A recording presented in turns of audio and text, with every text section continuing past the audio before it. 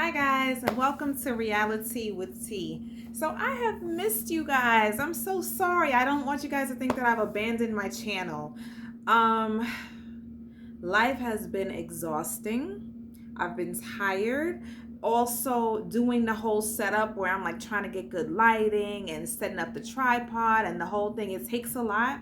So I was just going to do hold it in my hand, you know what I mean, and just talk to it. But I said, okay, let me at least, once you sit down and you start maneuvering, you're like, okay, let me put on some eyeliner, let me put on some lip gloss, all right, let me put up the tripod. And then that's what takes the time, which makes me not motivated to do it. But it doesn't mean I have notes for days. I've watched like 4 episodes of Ayana. I have notes on. I never did the review. I watched all the Married at First Sights, didn't do the review. I even have old ones from 90 Day Fiance that I just kind of left in the blue.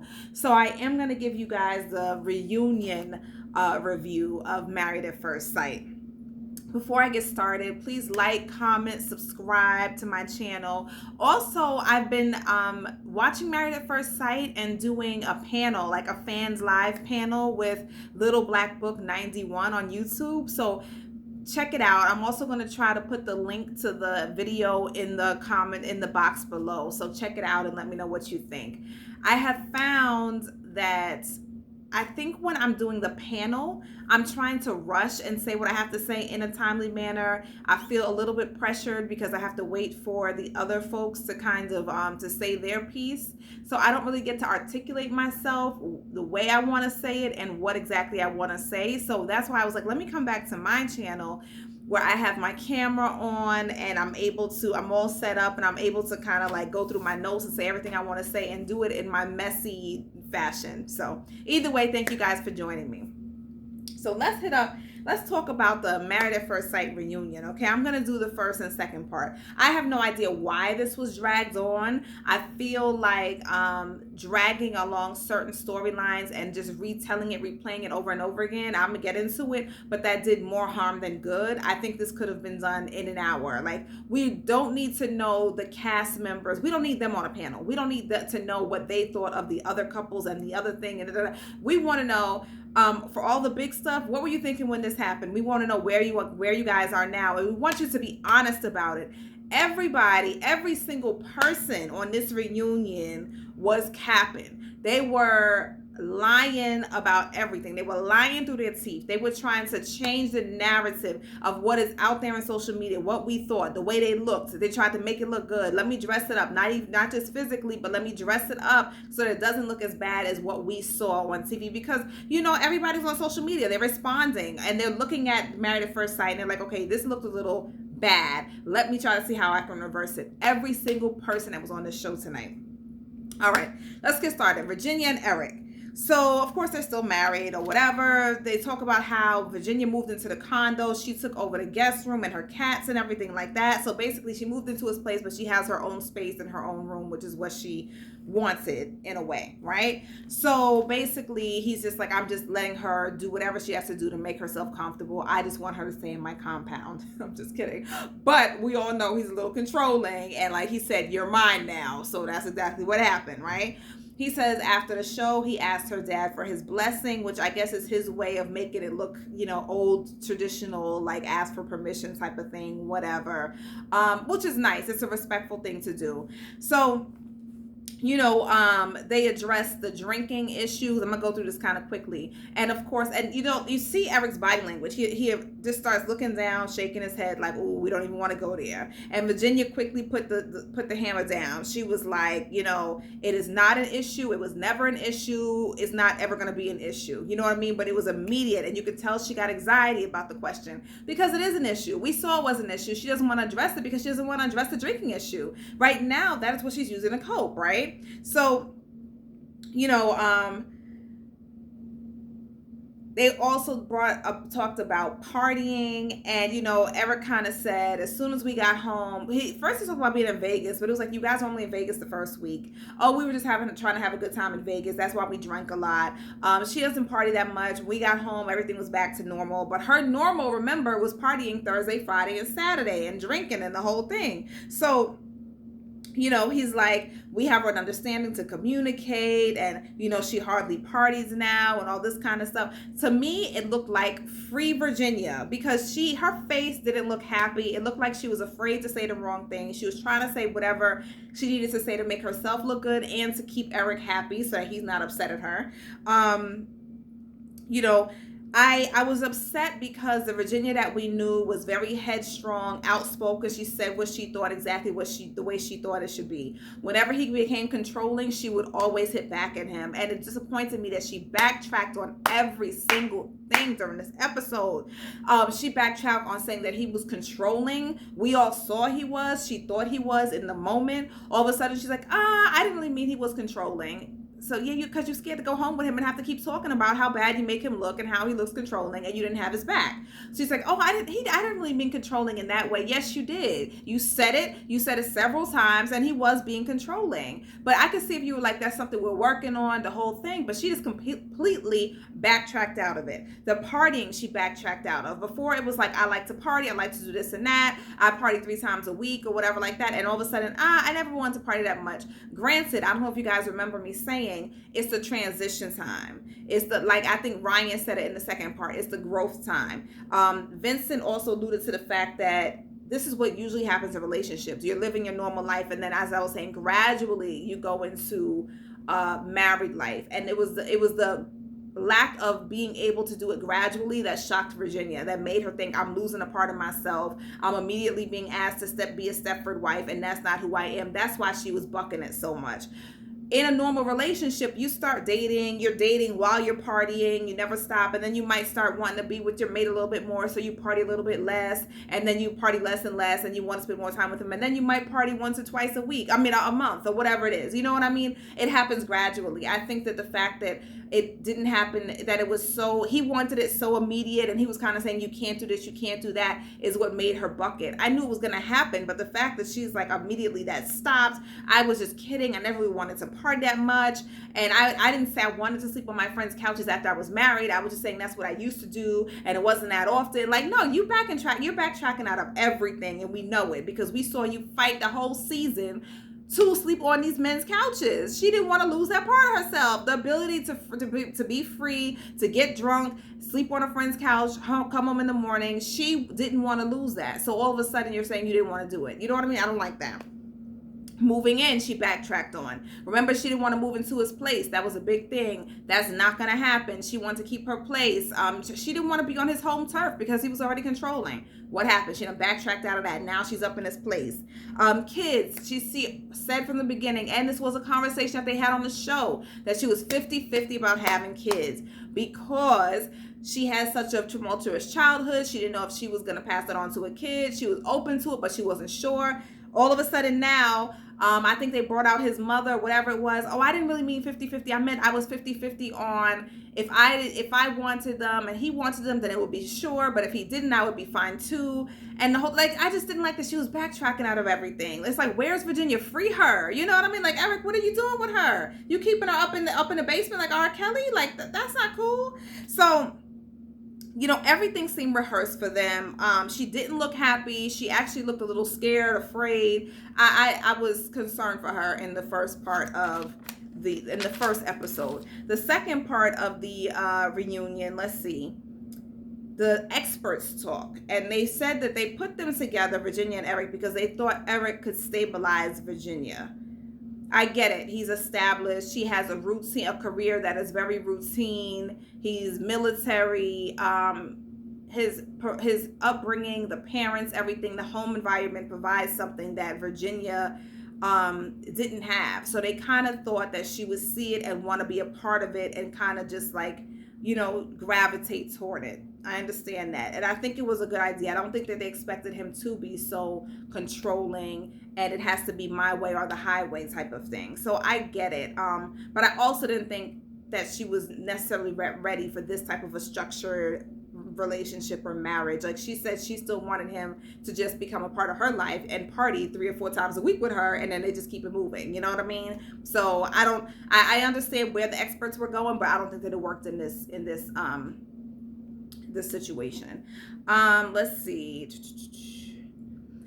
another thing Eric said in the reunion was that, or what they showed again, was that, did he say it again or did they show it? I know he definitely said it once in the episode. They might have replayed it, but he talked about how Virginia is very much into, here we get into the politics, because, you know, a lot of Republicans are not openly Republican because right now it's cool to be liberal. It's not cool to be a bigot. It's not cool to be, to want, you know, one class of people to be up here, a very small percentage, and the rest of the world to be down here, and we don't provide them any help. It's not cool. A lot of the values that the Republicans and Trump and everybody that they support, is not cool to do that. So they don't openly say that. So he never said I'm a Trump supporter, I'm a Republican. But what he's saying is, trying to talk about it smoothly, is it's very difficult for me to talk about social issues.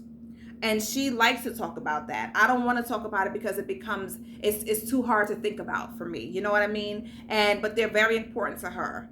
So how that's going to work, I don't know, because he seems very conservative. She seems pretty liberal. For, like she says, her sister is in a lesbian relationship and she's married and she has a great relationship with her sister and her wife. And what does he think about that? How are they going to raise their kids? That's always been an issue. They have very big different views on a lot of the fundamental issues that are so important to making a relationship and a marriage and parenting work, that I don't think this is going to work in the long term. But we shall see. Next, I'm going to talk about Ryan and Clara. So I did I see the beginning of this? Basically, they're still, yes, I did see this one. So basically, they're still married. He still hasn't said I love you now, and it's over 6 months later.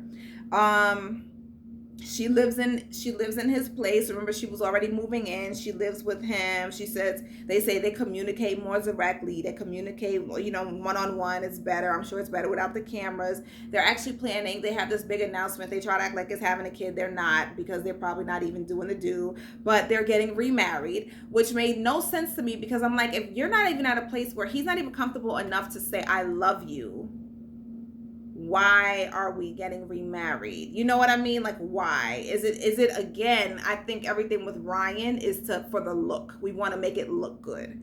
And that's the problem that they have, because they're not actually dealing with the deeper issues. We're going to get remarried, but you still haven't even, you spend all this time not satisfying me physically, emotionally. Like, I have had no validation that you love me. Granted, he probably shows her in different ways, but her whole thing was, I need to hear it. The same way that he needs validation in different ways. And he didn't give her that, but we do a remarriage. And it feels like, again, Clara, where is she? She's a shell of herself. Like I said, he stole her personality. She was very outspoken. This whole reunion, I saw her staring at the side of his face for some reason. Every time she answered, when you kind of look for some kind of approval about what you're saying. Because remember, he told her, you have to watch what you say. So since he checked her, she's been checking herself, which I don't like.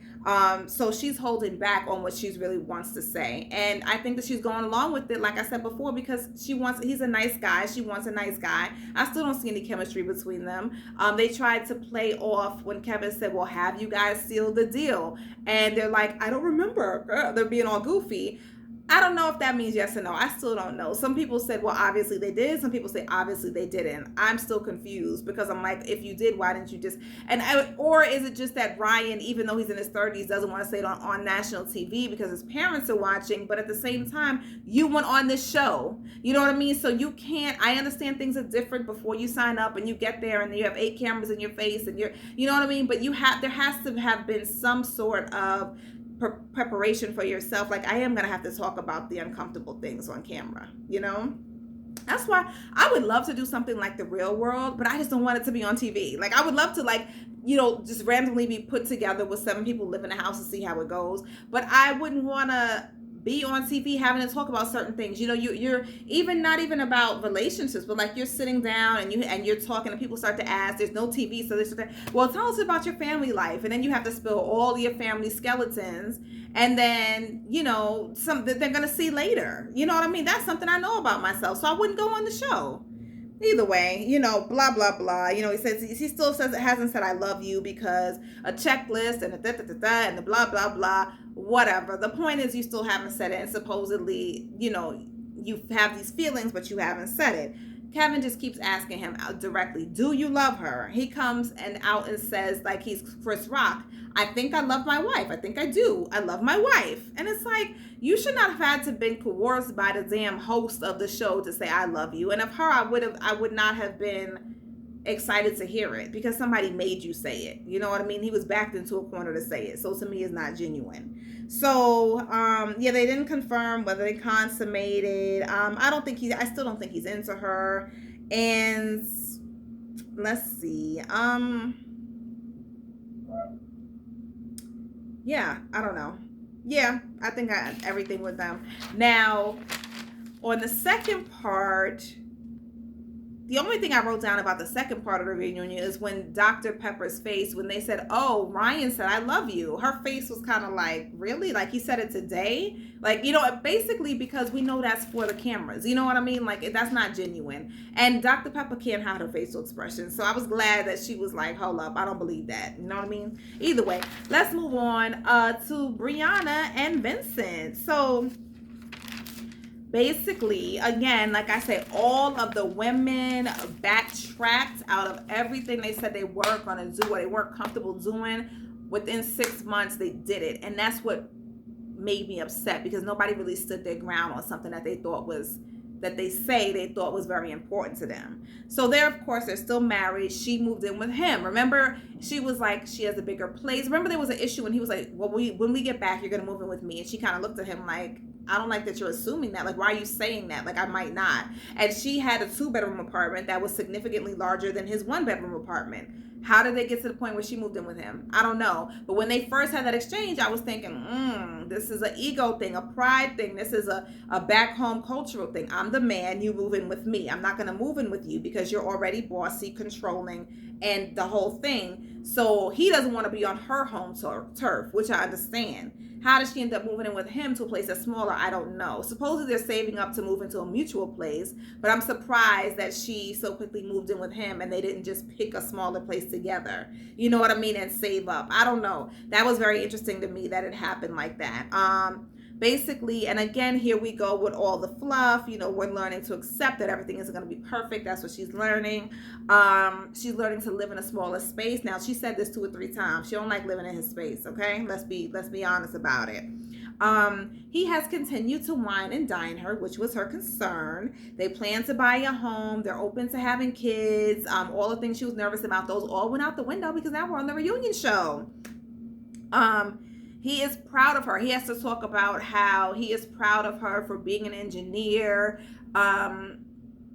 People were upset or had concerns about Kevin saying this is not traditionally a job that a black woman would be in. And I didn't take offense to it because it is not. Traditionally, those engineering jobs went to men, specifically white men, and then more so men, whether they be, you know, cross-cultural, but definitely not women. Women were not pushed into STEM careers. So it isn't traditional for us. So basically, it is an accomplishment that she's breaking barriers. I didn't see why that was an issue. But, you know, Vincent bragged on it because he wanted to also overly let us know that he, like, her having a better job than him, a higher paying job, being smarter than him is not an issue for him, because that's how it came across on TV. So now remember, everybody's trying to rewrite their narrative now, okay? So he did explain himself about his temperament on the show. He said he has high anxiety and the cameras only exasperated it, which I can understand. He was overwhelmed. He has worked on it. I think in general, Vincent does not like to be embarrassed. The cameras probably made it 10 times worse. I understand that. It's interesting though that his feeling of embarrassment like immediately goes to anger. Instead of something in between, and that interests me. But you know, I can understand with anxiety, you're overthinking. You can have, you know, it can change your mood very quickly. It can make you feel extra self-conscious. You know, there's a lot that we saw that I can see how it could be attributed to that. So it makes sense to me. I still think he needs to work on his anger though. Okay.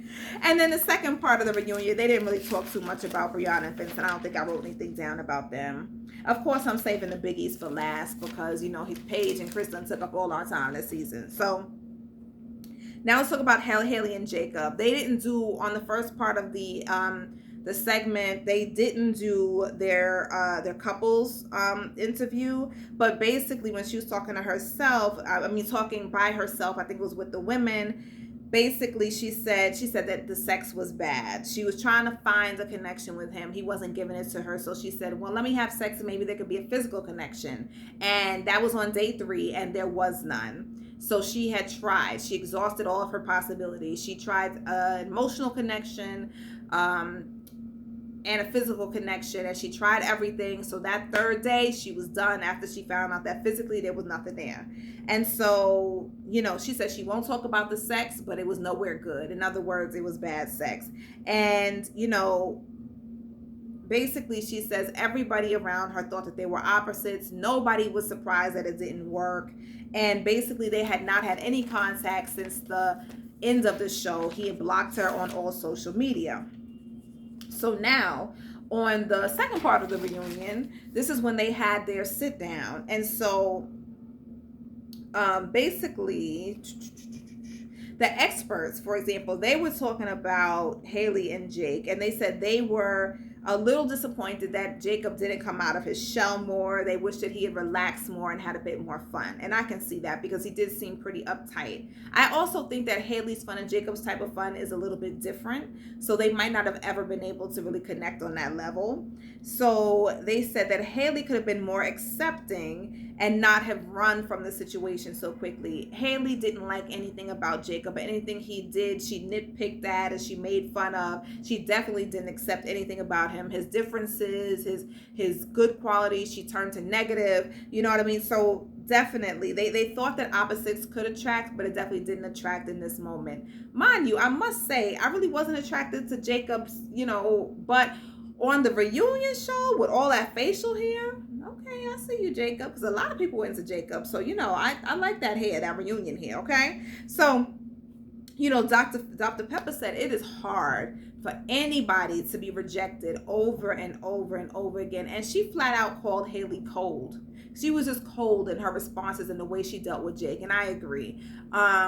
Whenever he put a line out, it was like she would just shut him down. So, and I think that Jacob putting so much energy into his physical and outward appearance, into his home, the way he built his home, so that it was almost like he's building a life so that a woman could just come and fit right in, with the pool and the beach and everything. And he has his own gym because it's very much into the way he looks physically. I think that really was a blow to his ego, that she was not attracted to him physically. And since that happened, he completely tapped out. You're not attracted to me, so now I don't even know how to approach you. You're not giving me anything to start with. We're going to start with physical. Usually there's physical attraction, then you try to get to the emotional attraction to a person in his eyes. And his thing was, if there's no attraction to me, there's nothing I can do for you. So basically, they showed some clips where Jacob asked to cuddle, asked to hold her hand. She wouldn't even hold his hand. And he's like, listen, you hold hand with strangers. So it was like every rejection. He said, you were disgusted. When they sat together, he said, you were disgusted by me. You were uncomfortable with me. There was nothing I could do. And I understand. It's like you're not even throwing me a bone to get started with. Kevin made a comparison between Doug and Jamie. Remember in the beginning, Jamie, is her name Jamie? Whatever her name is, she fell on the floor crying when she saw him. I think it was the first season, because she wasn't attracted to him, but she was open to getting to know him, and it was through the emotional attraction.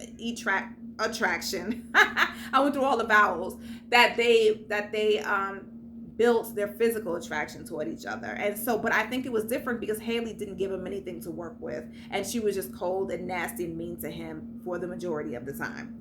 So, they also talked about Jacob. Now, I'm not giving her all the blame.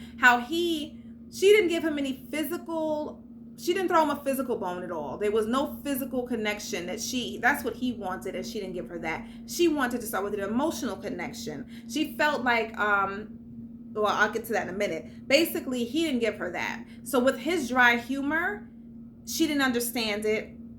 Dr. Pepper said it was too early for him to use it with somebody who you don't know. That's not how you build a relationship. You have to get to know the person first, then you can use that dry sarcasm or humor. Excuse me. Us looking on the TV, we found him hilarious because we could see his little quips in the side of the screen and we saw what he was alluding to in the whole thing, but maybe in person it didn't, bode as well with her. So, because they showed a clip when she said, "What are you attracted to?" or "What's your favorite part of the body on Haley?" And he said her kneecaps. Some people don't have good kneecaps.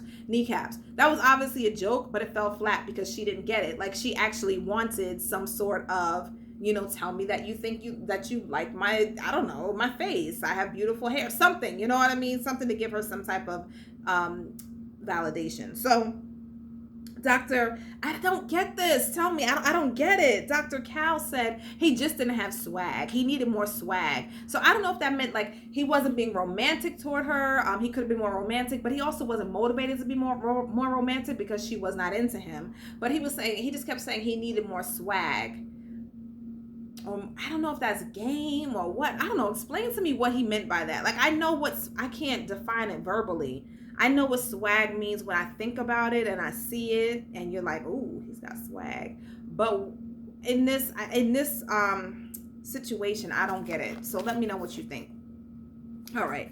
So the second part, no, I guess I just really went over the second part, what they talked about, the whole thing. Basically, they're not gonna even be in contact with each other after it was over. Haley is fine. Jacob, he said that he needed 2 weeks to, I think, decompress and to just reset himself because she did him so dirty. And he has never felt this way. He said he has never been in a situation where somebody just didn't like him like that, wasn't attracted to him. So that's what I think was a bigger blow to his ego. All of the other guys say that he is hilarious. They understand his dry humor. But again, that's with the guys. So maybe that's a disconnect. He's not trying to court them. Maybe that's why he hasn't been in relationships for about 10 years, because he doesn't have that ability, that swag, that confidence to court a woman in a smooth way. The dry humor isn't going to do it. Maybe that's the swag. Maybe he needs to be more smooth. I don't know. We'll see. I don't know. But I wish them both the best, and I think that they'll both be fine. One thing I was also going to say about Jacob, did I lose my train of thought? Crap. And I just said I'm going to get back to it. It was something about... I do think he tried. Damn, I forgot. Hopefully it pops back into my head. Let me move forward. Lastly, Paige and Chris, of course. Here we go. The saga. All right. I can't spend too much time on them because they done took up our whole damn... We have 2 pages. Okay, but we're not going over that. Either way. So,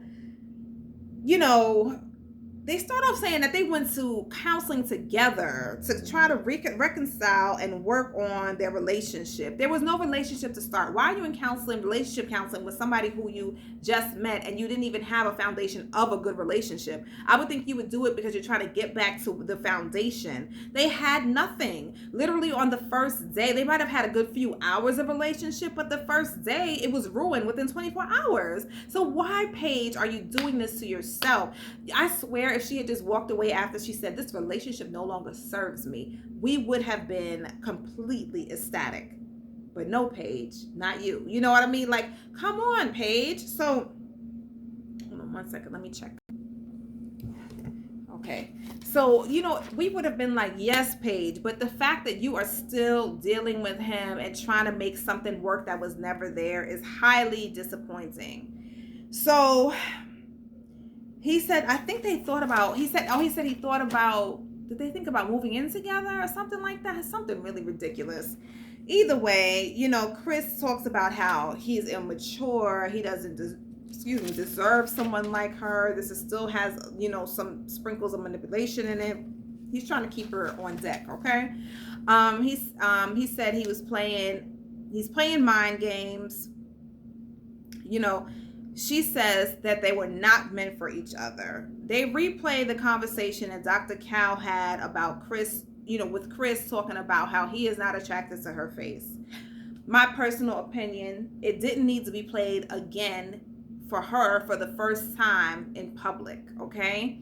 I feel like that was twisting the knife. I think that was too much. This is something that can be replayed over and over and over again for her to see, for other people to see, for her, certain things don't need to be out there. I said from the beginning they didn't need to show this on TV. For them to show it again and then a second time in the second half of the reunion, it's like, what are you trying to do to this girl? You know what I mean? Like, it's just overkill. You have already you're belaboring the point. We got it that he said this. Does she need to see it? Absolutely, because she needs to know how he really feels about her. Maybe that would be the thing to make her walk away and cut it off for good. But for it to happen again in public, I just felt it was irresponsible of Lifetime to do that. And then for us to have to watch her reaction, to get teary-eyed, that's a harsh truth to see played back to you and then on national TV. I just feel like the replaying of it was overkill, and we got it. You know what I mean? Like, they're just dragging, they're beating a dead horse. We got it. He is horrible for you, Paige. I hope that she replays the season, everything she needs to see, so that whenever she thinks about texting him, that she doesn't have to do it. But we don't need to see it over and over again, nor does she need to see it with us on national TV. Either way, she says from this, she feels devastated. Her spirit is broken. And I believe it. She's going to have to go through a lot of healing, because for some reason, and she didn't deserve this, nor did she ask for it, I feel like they allowed an abuse to happen to her over a long period of time as the world watched. And I think it was an injustice to her. Chris says that he repents about those comments. He says he has apologized to her mom, dad, stepdad, everybody. At this point, she's crying. Kevin says, basically, you guys have some beautifully prepared answers. It's true. He's like, you guys went through media training, He asked them about the sex and why they kept doing it so many times, and they said they should not have done it and that they don't want to talk about it. That was a cheap way to be able to back out of it, because I don't think Chris wanted to talk about it, because it's like, the more we talk about how bad I did her, this closes the door completely on her legs. You know what I mean? Because I think that coming into this, he still had her in the bag. I think she was still on deck. She might still be on deck. You know what I mean? Because he is Jedi mind tricking her. For real. So I don't think that's why he wanted to talk about it, because somebody would have said something to make her, possibly Kevin would have said something to make her think, I don't need to be doing this to myself, and then that would have completely closed it for him. He said he wasn't going to talk about it. Talked about the pregnancy. When did you really find out about the pregnancy? And, were you in love with Mercedes? And does she still have the car? And all this stuff. And, he doesn't want to answer that out of respect for Paige. Oh, so now you're respecting Paige, huh? BS again, because you didn't respect her this entire season. And basically, he's now to the point he can't take the heat. So then now Pastor Dwight comes out. Now, Pastor Dwight, people didn't like this when I said this on Little Black Book. He was just a little too stage ready for me. I understand everybody on the show is trying to brand something. And I can say the same thing about Dr. Viviana. I feel she is beautiful. I'm not hating on her. She could be a model. You know what I mean? But at the same time, I thought she was supposed to be the therapist. And this is what happened last time when the last therapist ran off with the contestant. Okay, I just feel like she could tone it down a bit. You know what I mean? I get it. This is me. This is my spotlight. I want a spotlight. This is my moment for life. I'm gonna live it up.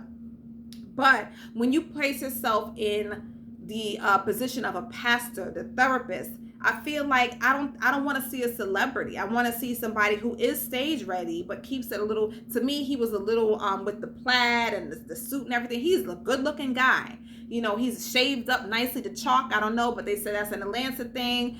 The vampire in Brooklyn, as Troy said, suit. I think they could have done without. Why him and Chris were matching with the plaid suits. Maybe it's an Atlanta thing. I don't know. But I was like, he looks a little too TV ready for me. I didn't understand why we had to talk to him 3 times this season. I understand why Chris was upset. Chris is very upset that he came out, because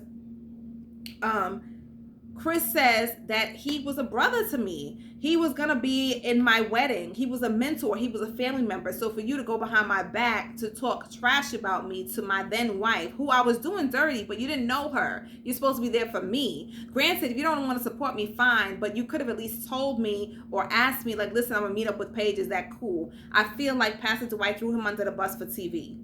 And that's what I wasn't able to say on Little Black Book, what I was trying to articulate. But I get nervous. Like, these are my own insecurities when speaking publicly and speaking about things and forgetting things while I'm, under pressure.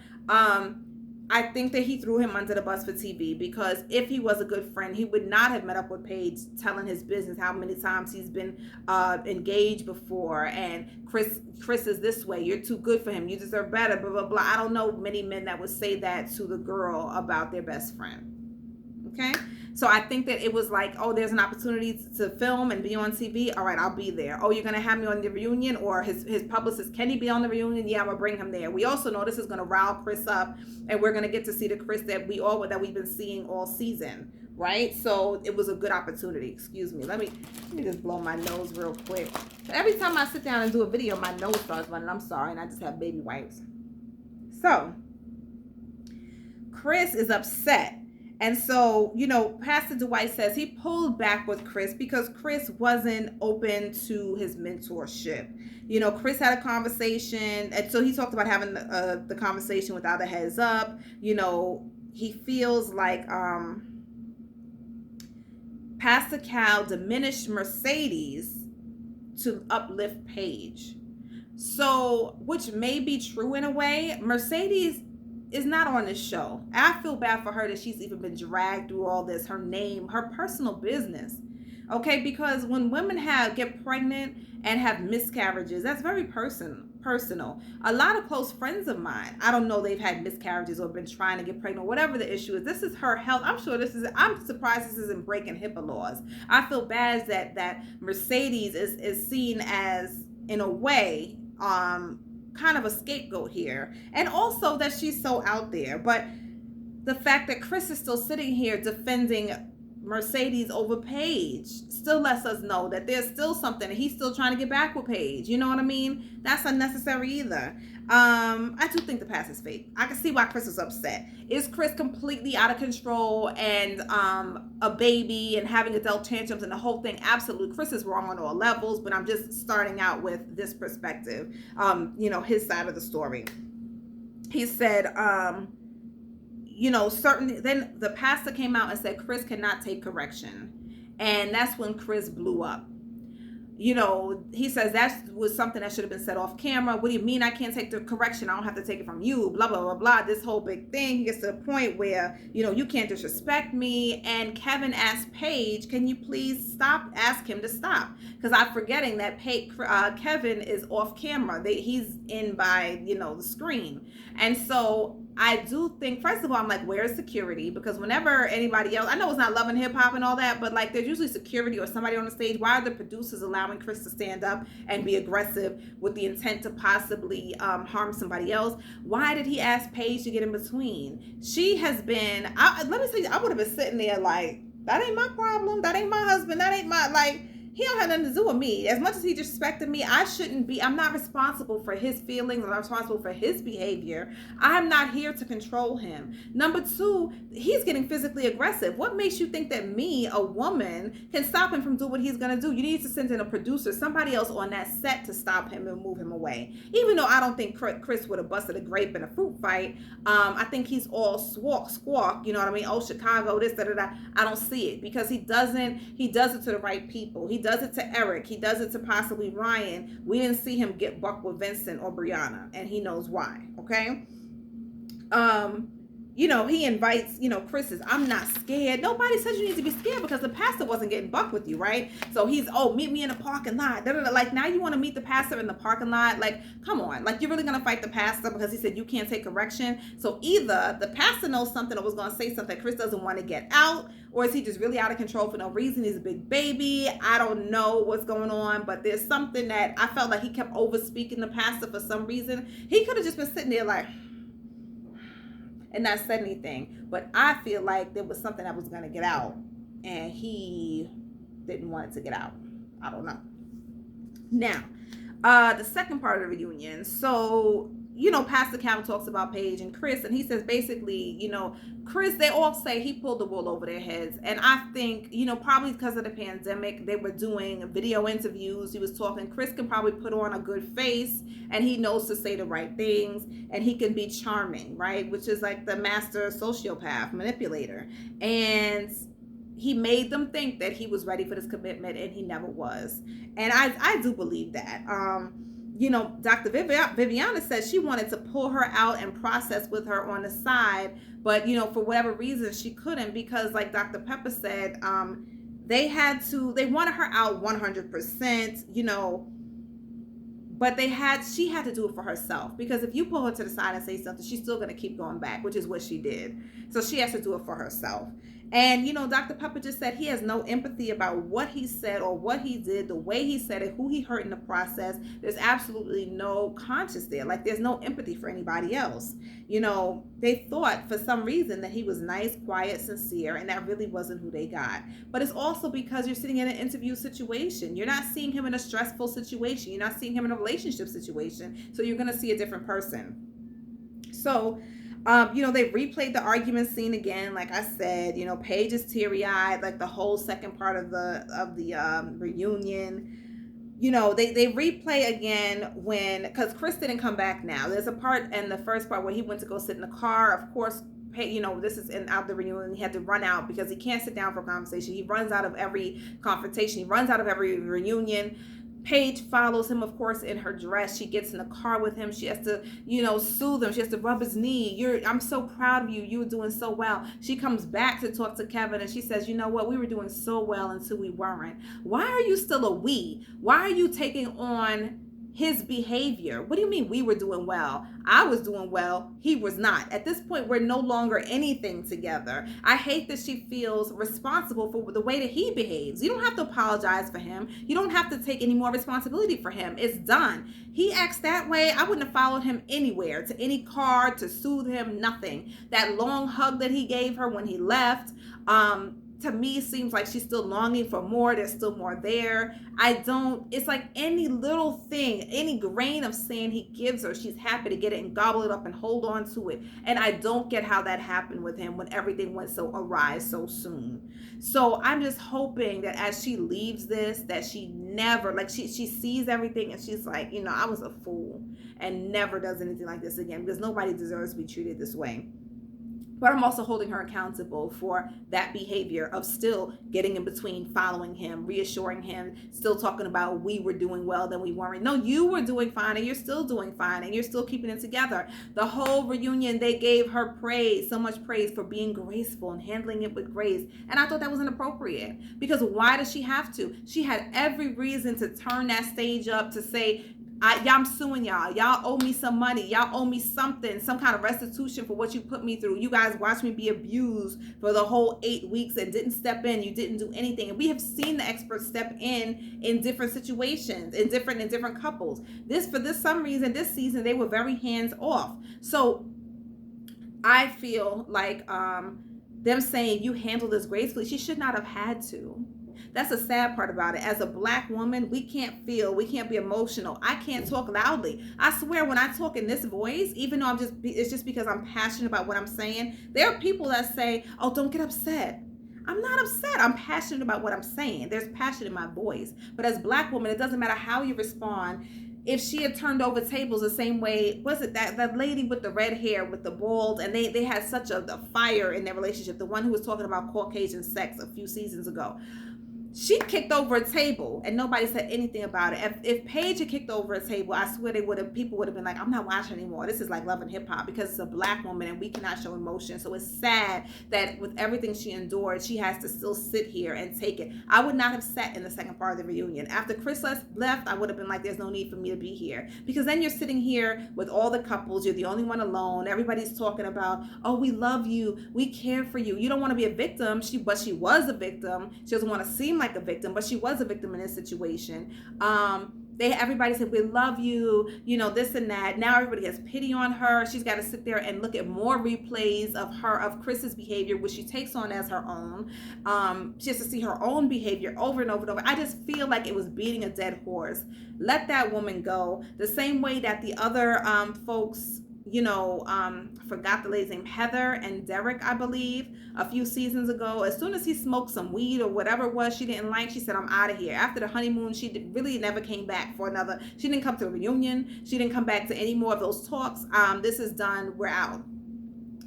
Paige should have done the same thing. She should have been allowed to do the same thing. She should not have finished the reunion. This is nothing against you guys, but I'm done.